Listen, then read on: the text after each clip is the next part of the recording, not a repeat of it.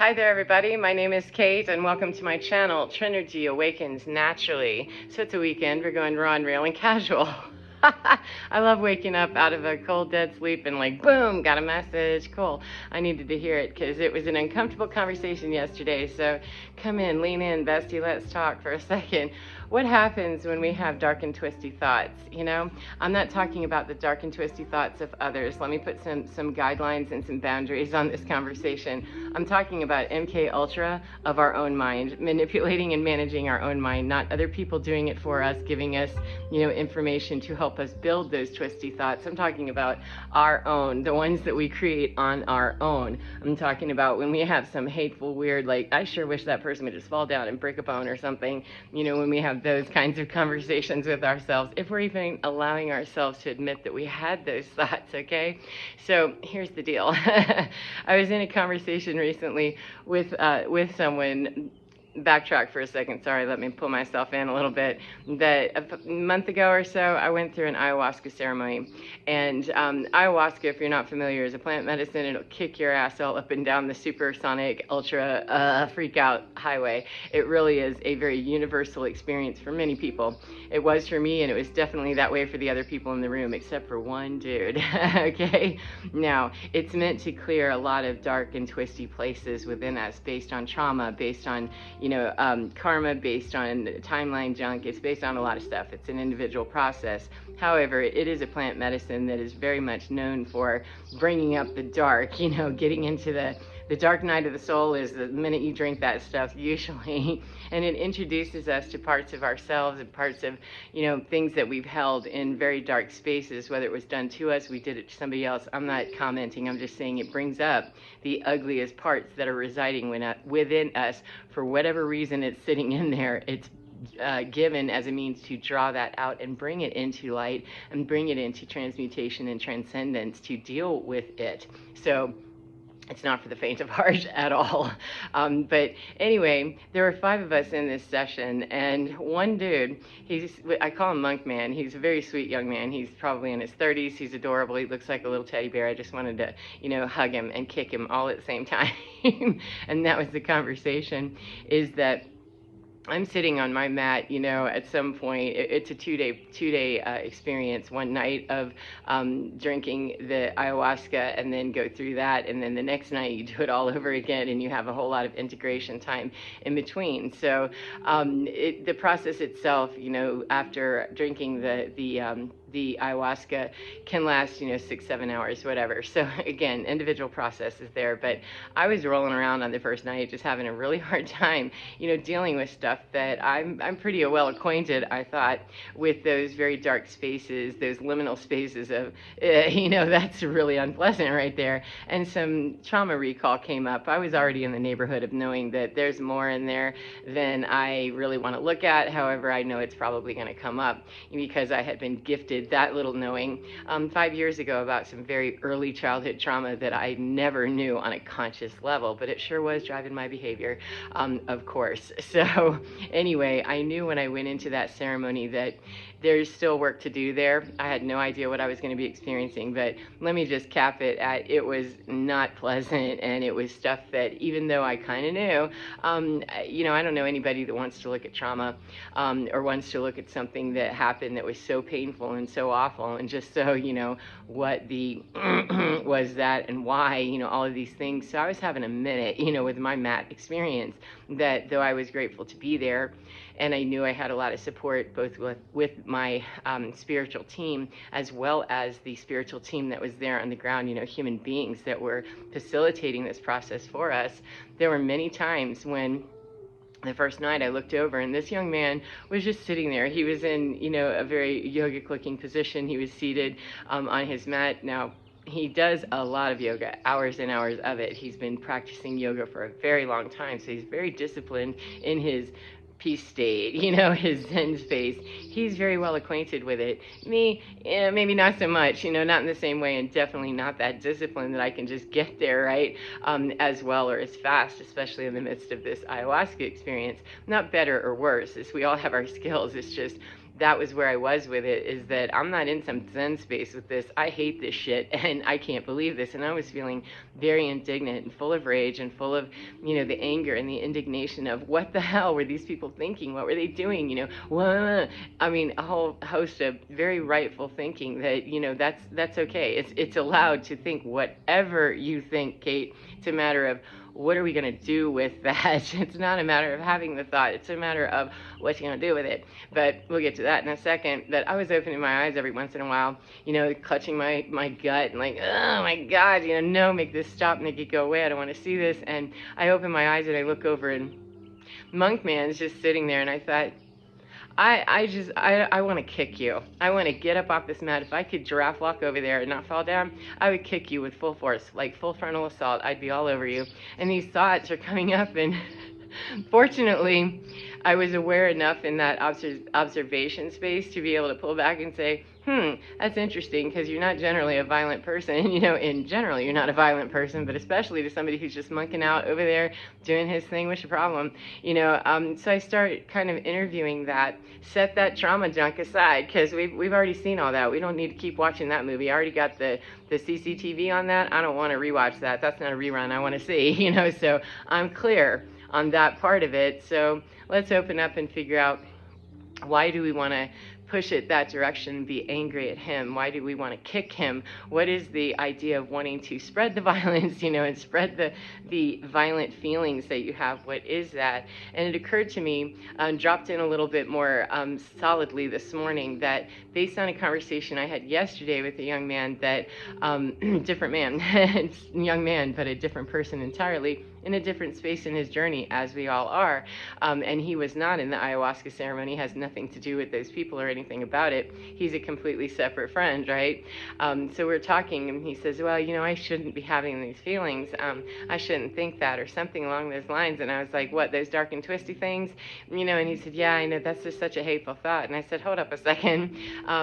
Is there something about being a spiritual person? We're all spiritual beings. It's just we're not always acknowledging that. We're not all acknowledging that we're spiritual creatures, and some of us don't even acknowledge it. We're not even remotely interested in it and think it's just a bunch of dumb stuff anyway. So we're all in different places with this process. However, we're all spiritual. We all come from universal energy, so we all have the potential to look at this, and we all have the potential, obviously, to have the very huge human reactions and responses to violence, with wanting to hurt somebody else because of it. I hurt, I want you to hurt.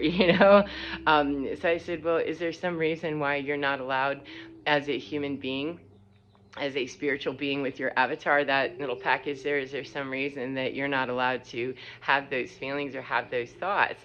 And he said, well, it's not a very high mind, it's not very evolved, it was a whole bunch of judgment about the thought themselves. And I said, well, did you do something to somebody with those thoughts, And I related my story to him. I'm like, lean in, bestie, because, we're going through a human process, and we're learning how to contain this stuff. We're learning how to manage our thoughts and manage our actions and our behaviors and our mouth and our intentions and our energy. So I said, I wanted to kick this kid. And he just kind of looked at me like, really? And I said, does that bother you? Is there something that, changes your view of me because I said I wanted to? I said, I didn't say I did it. I said I wanted to. In that moment, that very smaller part of me that just wanted to be out of pain so much that it seemed like a good idea in thought, that, okay, I'm hurt, and I'm going to go over there and kick him, push him, do whatever I have to disrupt him, and it's going to diffuse and distract and take away from how I feel. I'm feeling so out of control. I got to do something with this. I think I'll go over and kick him. And it wasn't even remotely close. Let me make sure I put it out there. It wasn't even remotely close to something that I was going to get up and do. It was just a thought that kept buzzing through, and it did, until the next morning. That thought came zinging through quite a number of times, and I told this kid on the mat, I'm like, I'm sorry if this, weird you out, but I just wanted to kick you because you seem so at peace. And he kind of looked at me funny, and I said, because I wasn't. And he, oh, okay. I said, no, not just like a full physical assault in the middle of our sacred ceremony. It wasn't that. It was just trying to get a hold of the idea of what is that and what can I do with that. But fast forward to the young man yesterday, I said, does that change your opinion of me somehow to know that I have human thought forms that come through? Because excuse me, it might mean that if you are somehow bothered by that in me, it might mean that you're bothered with it in you. I don't know. You maybe want to ask yourself, because it doesn't bother me that you would be somehow disturbed. It sounds disturbing to the average, bear, that why would Kate want to kick somebody who's just peacing out, bunking out, and doing their thing? And I completely owned it. I said it was just me. It was me feeling, very traumatized and very small and unable to do anything except the most juvenile response that I could think of, which is, I'm going to go kick somebody, that looks like they're happy, because I'm not. That is a very young mind. That is a very young part of me that I was clearly coming out of the trauma of a toddler. A toddler doesn't have much ability to think beyond, wanting to do something out here at their level. They're not going to be able to, in toddlerhood, to get to that higher mind of, well, I understand, and I need to be at peace, I need to resolve this. They're not going to get to that, and I didn't. However, we can help those little parts by being able to, allow them the freedom to let the thought fly. Let the action fly? Not so much. Not at all in my case. Whenever, my most toddler parts are getting violent in my mind with, I want to just shove that person into the ground. That's not a part of me that I can allow to have any agency out here. However, that little part is going to continue to screech and scream and carry on and say those things, and possibly 1111 take over into physical form at some point. That's the trajectory for many of us, is that if we don't resolve those, that little part doesn't get a chance to at least be heard. Then it's going to be heard. You didn't hear me when I was saying it. Oh, you didn't hear me when I was screaming it. You didn't hear me whenever I was, taking all these pills and looking to, make it stop. You didn't hear me then, so I think I'm going to go out there and make some action out here that you're going to hear me, you're going to see me, etc. So, it's a progressive story for many of us. And so, when I asked him, is that changing your perception of me or you, that we have the thoughts? It's what do we do with those dark and twisty thoughts? I said, and that's really where, MK Ultra, man, I'm going to have my mind manipulated. Then how about I take over that job and I'll manage it rather than manipulate it? It's got a different tone to it, that rather than allow myself to get all monkey mind and go, I shouldn't be thinking that because I'm a spiritual person. We're all spiritual people. We're just not all, acting with our higher heart or our higher mind, right? We're all spiritual people, no matter how badly we're behaving. So the behavior is simply the behavior, and behavior is an outcropping and a manifestation of what's on the inside. So if I'm having the thought is a type of a behavior. It's the precursor to behavior for many of us, that thought thingy, zinging through. If I look at that from that objective standpoint, get to the casual observer standpoint and say, what is that? Why do I feel that? And how may I meet the needs of that part of me, whatever part of me it is that is stuck somewhere thinking that the best solution would be to go and kick somebody. I don't kick people. That's not my thing. However, at that moment, it seemed like, oh yeah, it didn't seem actually, let me get real. It was that thought form was attached to a very young part of me that was highly traumatized and did not understand and felt that confusion.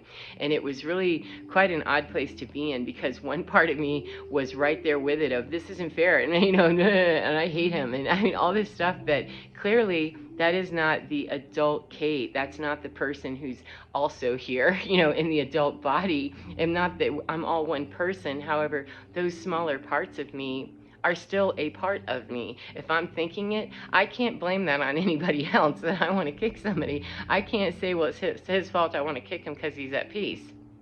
That's based in me and what's going on within me. So I really need to look at me and start asking, So I went inside. At some point, I got some help from the people who were facilitating this process, because I was really having a minute. I'm like, I can't do this. And I just want to, scream and, and said, well, let's talk about this. What are you seeing? And when I could get that help to facilitate, have a conversation with that little part. And that's what I was left with on my mat was, how about you have a little conversation with that part of you that is really upset and isn't understanding this process of what has already happened. Why did that happen? What's going on? Who's going to take care of me? I feel unsafe. How can I do this? I want this to stop, etc. And when I sat in that for, 2 or 3 hours, meeting and greeting that little part, it was not pleasant. In some ways, it was horrifically unpleasant to hear about the trauma and the feelings of that little small part of me. However, it was also such a relief at the same time, because that part of me, which is me, knew it was being heard. And this is all, internal dialogue that can sound like a whole bunch of psychosis and all kinds of things. However, it's a real thing. We have inner children, or an inner child that's different facets, however you process that information. But it was quite relieving to finally be able to vocalize both outside of me with one of the facilitators once I got a hold of all that, as well as inside of me, that I feel scared. I don't know how to deal with this. I don't know how to make this stop. I want to kick that person and make them not come near me. So it's really not about, no, it's not about that at all. Of course not. However, making that logical connection up here through the brain box, which I can only process information, through the mental space, through what I have available in my operating system of my mind. It's not a matter of shaming any part of my mind that's been twisted up with some bad stuff that's happened. There's no point in shaming that. It just makes it worse, and it makes that little part go down under even further and get more devious and more malicious and more stuff. It can. For me, that's what it can do, is start getting those dark and twisty thoughts, all kinds of like brooding and stuff. And even though I may not be out here exacting it the same way as other people, it doesn't matter. It's just as devastating, it's just as dark, it's just as brooding, it's just as twisty, and it's just as awful. So for the effect that it's having on me, at a minimum, whether I'm out there punching somebody or not, I'm living in that very dark space and not allowing the light to come in, because I'm not willing to admit that I have those dark and twisty thoughts to begin with.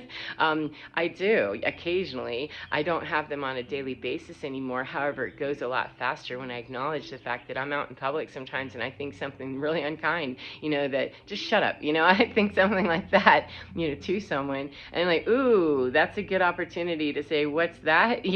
Hold on a second. Is that just an old habit that needs to, no, stop that, no. Or is that coming from somewhere within me, some little child part that needs to be reined in a little bit with, what is that? Why would you want to say something hateful? Even if you say it under your breath or in your mind, you're still saying it and you're putting it out there. You might not be assaulting that person verbally out here all the way. Sounds like it's not a big deal. It is. It's energy. It carries energy, and it carries a responsibility with it. That what are you wishing for some other person? If you're wishing something for some other person that you wouldn't want for you, we need to talk about that, boo, because that's you.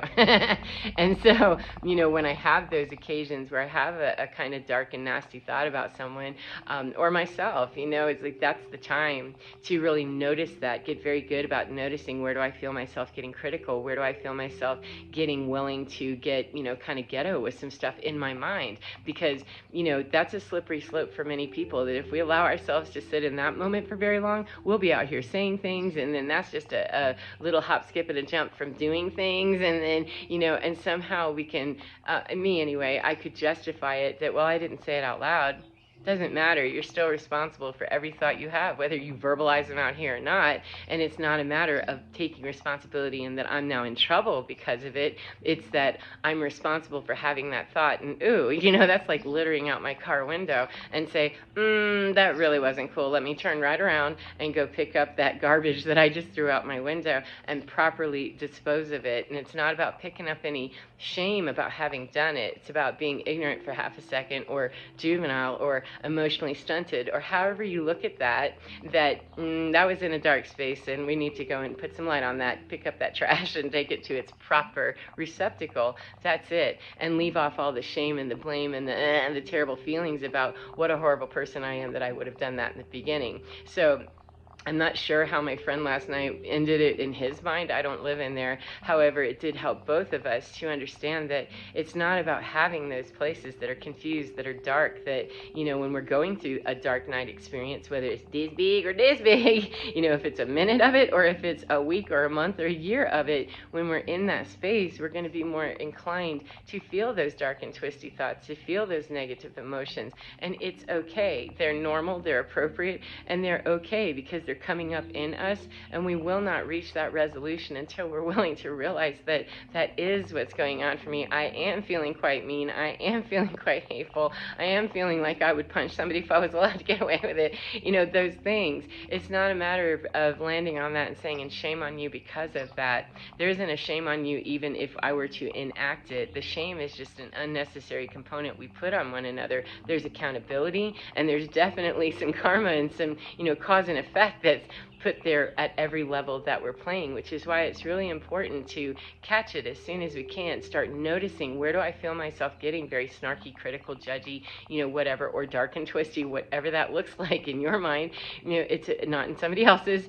It's about getting hold of that and saying, I'm observing that, yeah, I'm feeling some kind of hateful things here. What is this about? And start asking the internal, who is inside of me that is feeling that kind of hate, or is feeling that kind of impatience, or that kind of whatever, fill in the blank, and what need can I meet inside here for you, little part, that you want to be out here really putting some hate down on somebody else or some other situation, or that there's a lot of judgment and stuff about that. What need can we fill in here that will make you feel so safe, so loved, and so happy that you're back to that childlike wonder that I really know you're about, you know, because those childlike parts give very unchildlike feeling, especially when we're the adult who's acting out. It's kind of hard to unpack sometimes, but the young man that I spoke to yesterday, I was like, you know, maybe be willing to unask that blockage in you that would say that because you're on your spiritual journey, you shouldn't be having those thoughts. You're going to have them until you deal with them, I bet, you know, because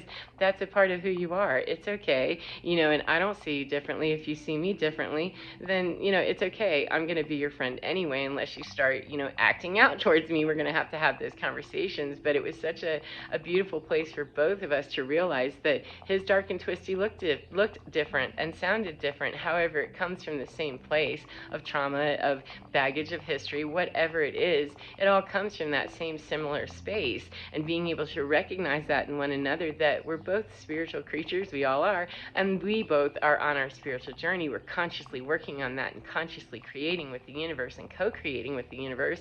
Then it's okay to say that we're co-creating in a new way, and we're co-creating that out. You know, that old way is we're asking that to find a new way by picking up our trash and taking it to the proper receptacle, by verbalizing it, by saying it out loud, by finding acceptance with the right crowd that can hold that space with us and allow us to be, you know, kind of in a funky place with ourselves, and know that we're still loved, we're still accepted, and that more than anything, we love and accept ourselves, even when we have those funky spaces, even when we have those funky feelings, even when we feel quite mean or ugly or something that's, you know, unseemly from our norm. We are many, many things. We're all things, you know. We may have a baseline that we're pretty peaceful, we're pretty happy, we're pretty this, we're pretty that. And so it can be a little bit shocking to hear those conversations 2222 come zinging through. However, we're not having someone take over our mind, you know, that it is in our thought. It certainly could have been influenced from the outside. It most certainly can. And as a matter of fact, I'd say it is, you know,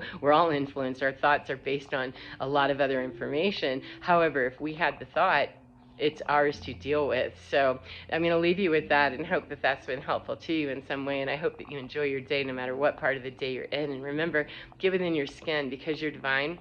It's absolutely fine, and it can help you move through those dark spaces of your mind. The mind is just the operating system. It's not the core of who you are. You know, it's not that, you know, childlike beauty and wonder. However, your own child that you were as a person had their thoughts. You know, they were in their purest state, closer to the God state, the younger we are generally. However, they still had thought forms, and they were allowed to have them based on not understanding stuff. It's just that we're older now, and we have a much better chance of being able to understand that through the lens of the child, if we're willing to have a dialogue with the child. So, as I said, enjoy your day and get within your skin, because you're divine. It is so, so beautiful, gorgeous, and absolutely fine. Take care of yourselves, and I'll see you again next time. Goodbye, my beautiful friends. Mwah.